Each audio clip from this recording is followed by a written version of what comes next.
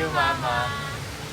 May mga bagay na gustong-gusto ng mga anak namin pero kailanman hindi nila to pinipilit. Si Daphne, matagal na niyang gusto magka-iPad para may magamit siya sa school.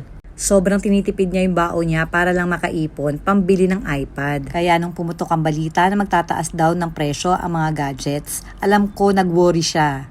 Kasi isa lang ang ibig sabihin nun, madadagdagan na naman yung araw kung kailan niya mabubuno yung ipon niya para makabili nito.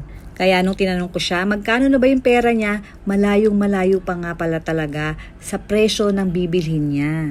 Actually, hindi na nga ito yung unit na talagang gusto niya dahil na-phase out na yung isang unit na dapat bibilhin niya. Hindi din naman talaga ito luho dahil magagamit naman talaga niya to sa school nila. At nagpapasalamat talaga kami ni Daddy dahil yung mga anak namin a-appreciate talaga nila kung ano lang yung kaya naming ibigay sa kanila. Sobrang thankful namin kay Lord dahil hindi lang yung mga needs ng mga anak namin ang napoprovide namin sa kanila ngayon. Unti-unti kahit papano na ibibigay na rin namin yung mga wants nila. Kaya si Daddy nagsusumikap at nagtatrabaho ng maayos para mabigyan kami ng buhay na maginhawa. At malaking tulong din sa amin ang pag-a-affiliate ko dito sa TikTok. Wala kaming ibang hiling kundi mapabuti at mabigyan ng magandang kinabukasan ng aming mga anak. Maraming salamat din pala sa Mobile Cart PH dahil dito kami nakakuha ng pinakamurang price kumpara sa dalawa pa naming napuntahang shops. Thank you, Mama. Yay! I'm a pet kid now. Thank you, Mobile Cart. Thank you, Mama.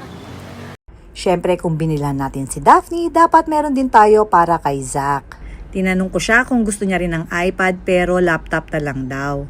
Dahil yung gamit niyang laptop medyo mabagal na. Minsan pag naglolo ko hindi niya talaga magamit. Pero never siyang nagsabi na bilhan na siya at palitan na yung laptop na ginagamit niya. Pinagtsatsagaan niya rin talaga yun. At dahil kumita naman tayo ng konti dito sa ating pag-affiliate, sinabi ko sa kanya sige pili na siya.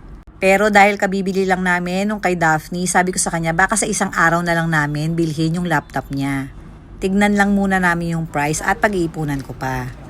Ang maganda din kasi kay Daphne at Zach, hindi sila nahihiya kahit na ano yung ginagawa ko dito sa TikTok. Madalas pinopromote pa nga nila ako sa mga kaibigan nila. Sinasabihan nila na dito sa showcase ko sa TikTok magsibili.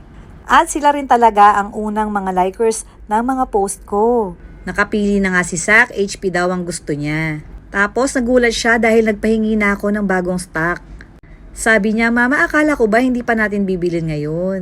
Sabi ko, bibilin na nga din namin dahil magtataas ang mga presyo nila. Kaya ayon, dalawa silang umuwing masaya at ako naman, butas ang bulsa.